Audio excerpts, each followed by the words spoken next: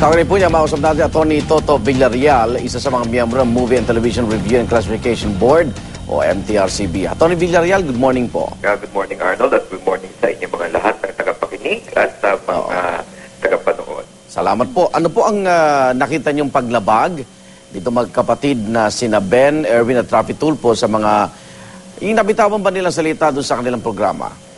Ito ay actually pananaw o finding ng aming MTRCB Legal Counsel. Opo. Oo, dahil lang sa aming board ay meron kaming hiwalay na departamento na tumitingin dito. Opo. At ang nakita nila dito ay doon sa kinaukulan nga na T3 kapatid sa hospital na episode noong May 7 ay may mga pagpapahayag, no?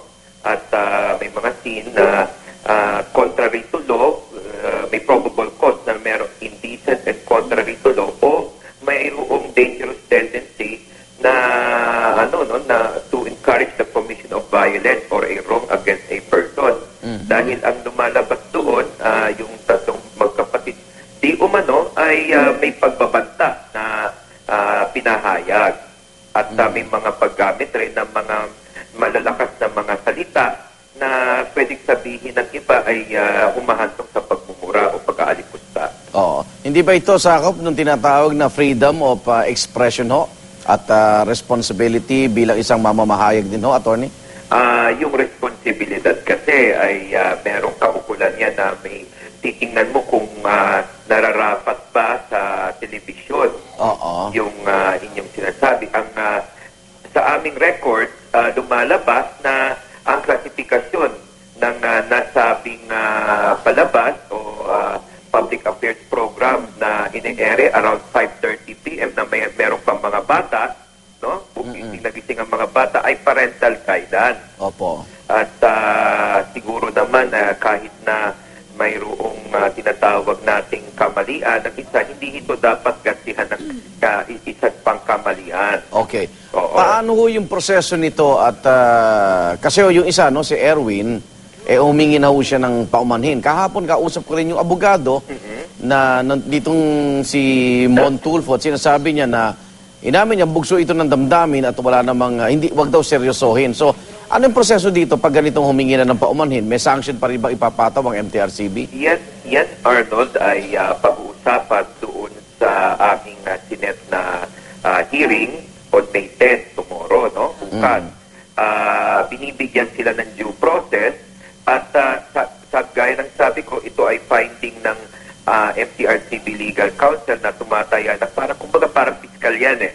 Opo. At bibigyan sila ng pagkakataon upang magpaliwanag. Subalit ang nais rin naming ilinawin na ang pagpapaliwanag ay manggagaling dapat doon sa producer ng palabas dahil ang saklaw ng MTRCB ay ang programa at hindi strictly speaking ang personality. Okay. Yung network naman ho, nagpalabas na rin po ng kanilang posisyon dito. Spontaneous daw po ito at hindi tumatalima sa kanilang mga polisiya. May pananagutan ho ba yung network? Kailangan pag-usapan yan doon sa hearing. Doon nila ipapahayag yan. Dahil yan ay kailangan pakinggan rin yung finding naman ng MTRCB Legal Counsel kung kung talaga bang merong responsibilidad at kung ano yung degree of responsibility ng network, kung mayroon man. So ipapatawag ho ito mga personalidad na nabanggit? Ang aming procedure, ang pinapatawag talaga diyan ay ang producer na nakalagay doon sa permit to exhibit at yung representante.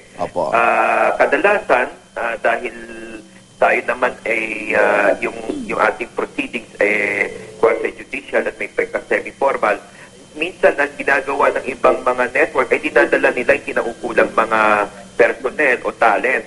At nasa producer na yan o nasa network na yan kung hahayaan nilang magsalita rin o magbigay ng pahayag yung kanilang mga angkor. Maraming salamat po. Good morning. Good morning rin, Arnold, at good morning sa lahat. Salamat. Si MTRCB member Attorney Toto Villarreal.